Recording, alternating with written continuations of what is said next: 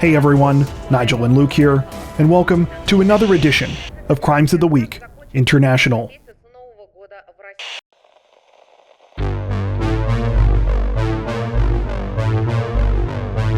Authorities in Australia's Northern Territory say that a 19-year-old man is facing additional charges this week after he tried to escape from a courtroom upon learning that he was headed to jail. According to reports, the incident unfolded just after 4 p.m. on April 28th inside a courtroom at the Northern Territory Supreme Court in the city of Darwin. It began when the 19-year-old was informed that he was going to serve time in jail after breaching the terms of a suspended sentence. As the teenager was ushered over to a side door by guards and officials to be taken into custody, he suddenly leaped over a wooden barrier behind him and began to sprint towards the courtroom's main doors. Guards, lawyers, and security personnel were forced to scramble after him and finally managed to tackle him in the building's foyer and successfully take him into custody. Part of the dramatic scene was captured on the court's video surveillance system, and it soon grabbed the attention of many social media users when it was posted online. Some jokingly applauded the man for his athleticism, with one person saying that he should have been trained for the Olympics. Understandably, authorities found the escape attempt far less amusing, quickly announcing that in addition to the offenses the 19-year-old was already convicted of, he's now facing at least one additional charge for escaping lawful custody. At the time of this recording, the teenager's name has not been released to the public.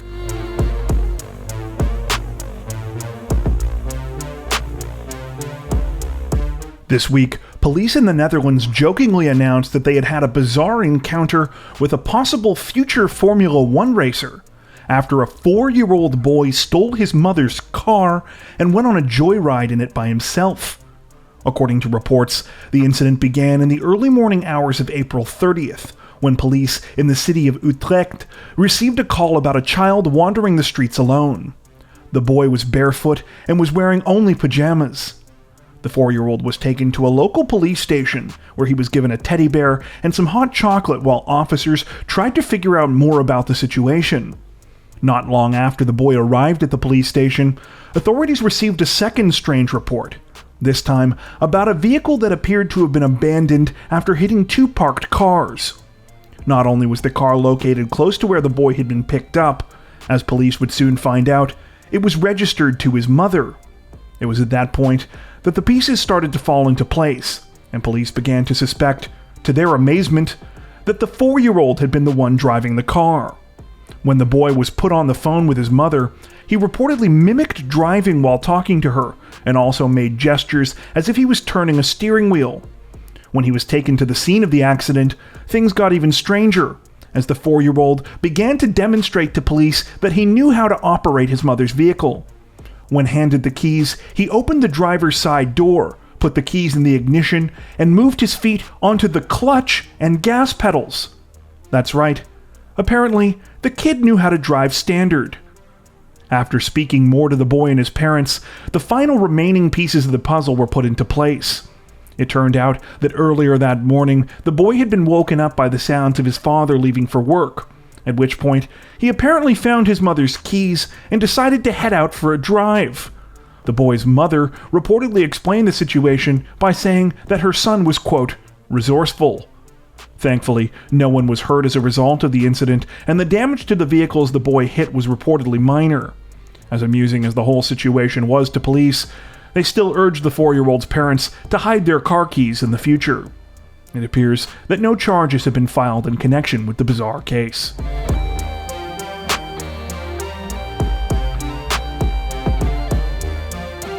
Representatives from the Hong Kong police force say that they have arrested a 25-year-old man on suspicion of murder this week after he was allegedly caught dragging his girlfriend's body down the street in broad daylight.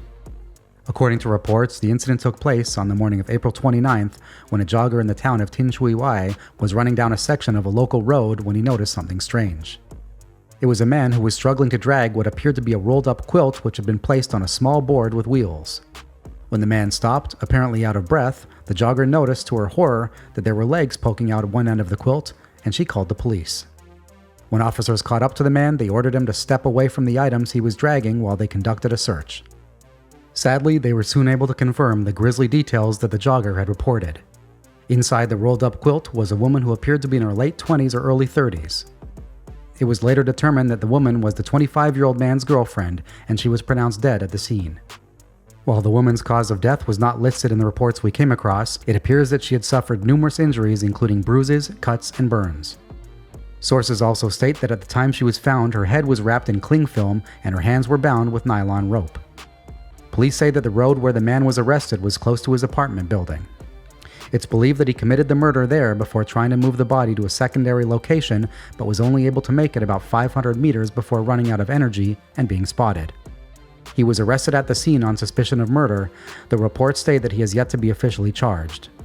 Neither the suspect's name nor the name of the female victim have been released.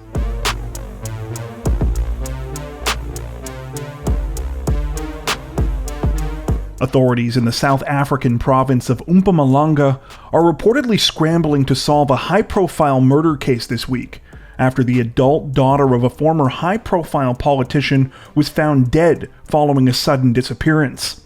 According to reports, the case began on the afternoon of April 29th, when 28-year-old Hillary Gardy went missing after making a trip to a local shopping center in the city of Mbombela. She was last seen alive at around 5:30 p.m. at a supermarket in the city's central business district, and was accompanied by her 3-year-old adopted daughter. While the child was later spotted by community members who recognized her and safely returned her home, there was no sign of Hillary anywhere. Soon, a missing persons report was filed for her, and a search began.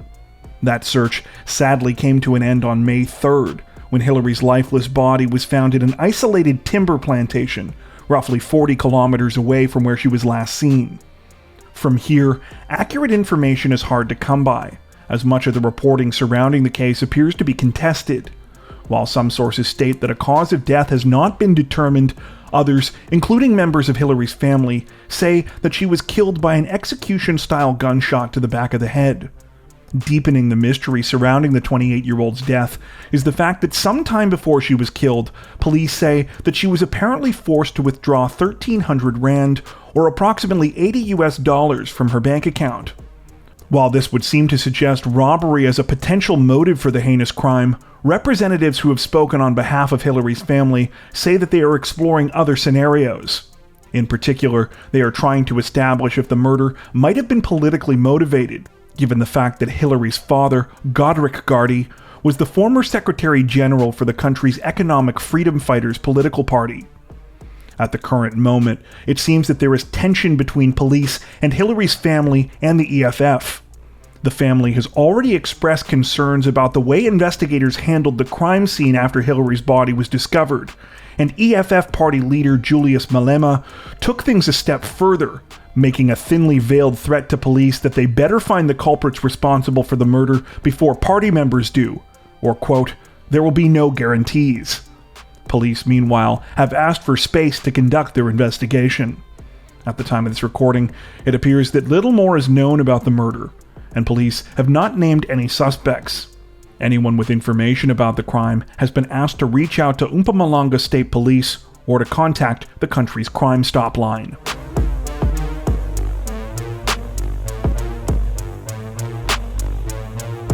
In a bit of lighter international crime news, it was reported that representatives from the U.S. Army attempted to right a 77-year-old wrong this week when they presented an 89-year-old Italian woman with a birthday cake to replace one that soldiers had stolen from her during the Second World War. According to reports, the case began all the way back in 1945 when German and U.S. soldiers were fighting in the small northern Italian village of San Pietro near the city of Vicenza. Living in the village at the time was a then 12-year-old Mary Mion, who along with her mother was forced to hide in the attic of their farmhouse to avoid the fighting. On Mary's 13th birthday on April 29, 1945, her mother baked her a cake, which was placed on the windowsill to cool. However, much to her disappointment, while Mary was waiting, the birthday cake was stolen by some opportunistic American soldiers who were presumably quite hungry. In an attempt to make up for their stolen cake all these years later, the U.S. Army gave a new birthday cake to Mary this week on the day of her 90th birthday. The birthday cake was presented as part of a ceremony which was held in Vicenza at a local park. According to reports, Mary was very happy to receive the replacement birthday cake and was captured on video wiping away tears as it was handed over while Happy Birthday was sung in Italian and English. She told reporters that she planned to share the new cake with her family, saying, quote, "We will eat the dessert with all my family, remembering this wonderful day that I will never forget."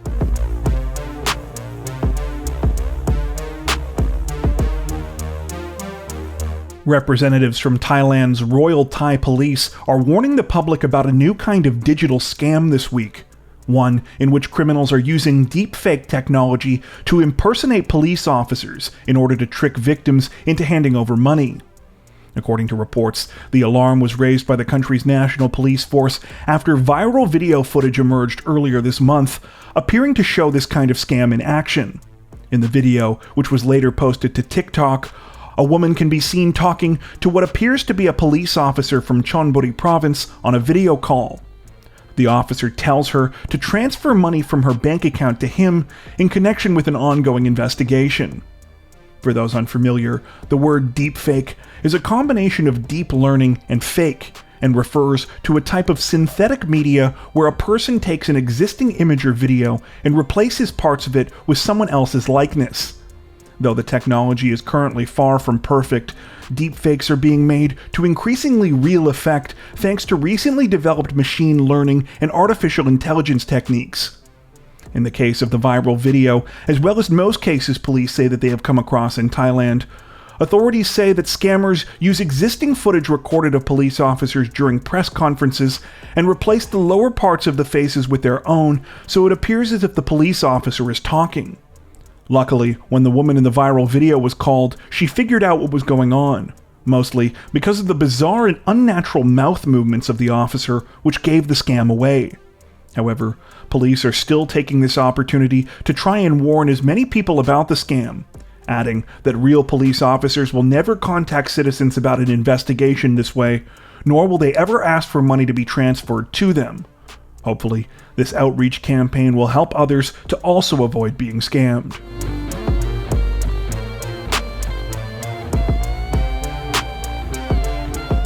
Representatives from England's Lancashire Police say that they have tragically located the remains of a missing mother of two more than a week after she disappeared from her home in the town of Padiham.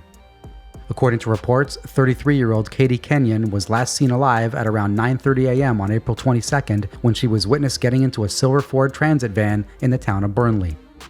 Friends and family soon reported her missing to police, saying that it was out of character for the mother to simply disappear without telling anyone. Police put out requests for information based on details about the vehicle Katie was last seen traveling in, and soon began to focus their search on an area known as the Gisborne Forest. However, as more information began to come in, the search shifted to the nearby forest of Bowland, where in the night of April 29th, investigators discovered human remains. Sadly, it was confirmed earlier this week that these remains were those of Katie Kenyon. While few additional details are currently available about the crime, reports state that Katie died from undisclosed injuries to her head. Before her body was found, police arrested a 50-year-old man named Andrew Burfield in connection with the crime, and he has now been charged with murder. Some of the reports we came across stated that Burfield was Katie's ex-boyfriend, though it's unclear if this had been officially confirmed. At the time of this recording, Burfield remains in police custody. At a court appearance at the end of last week, his trial was set for November 14th.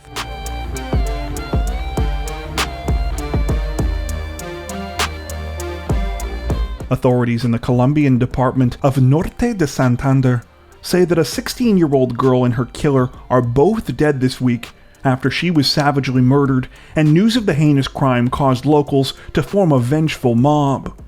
According to reports, the incident began on the morning of May 4th, when an 11th grader from the village of La Sardina named Karina Blanco set out for her usual walk to school from her family's farm. The walk was supposed to take 40 minutes, and took Karina through a wooded and isolated area before getting to the school in the municipality of Cachira.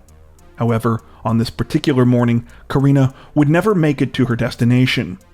Somewhere along the way, the teenager began to notice that she was being followed by a strange man. The man's presence worried her so much that she took a photo of him with her phone and messaged a friend, saying, quote, "A man is chasing me." This would be the last time anyone would hear from Karina again. Locals were quickly able to track down the man seen in Karina's photo, and when they did, they angrily began to demand answers. That was when the man supposedly revealed the horrifying truth. He had abused and stabbed Karina to death before throwing her body in the Cachira River. While police were reportedly able to get to the suspect and initially arrest him, as word began to spread about the horrible crime, local residents became more and more angry and eventually formed a mob. Reports seem to contradict each other about what happened next, but what we do know is that eventually the mob was able to get the suspect away from police, and he was viciously beaten to death. Sadly, a short time later, Karina's lifeless body was found in the area where the man had confessed it would be prior to his death. Those that knew Karina say that she was an intelligent, studious, and happy girl who had set big goals for herself. Despite coming from a modest and humble family, she dreamed of being a psychologist and wrote in her journals that she wanted to be independent and provide for her parents and the rest of her family. At the time of this recording, authorities say that the case is still under investigation. The name of Karina's alleged killer has not been released. That brings us to the end of this edition of Crimes of the Week International. If you're a fan of the new series, don't forget to tell us in the comment section below. While you're there, make sure to subscribe to Crime Zone for more true crime content like this, making sure to hit the notification bell to stay up to date with our latest videos. Thank you for watching.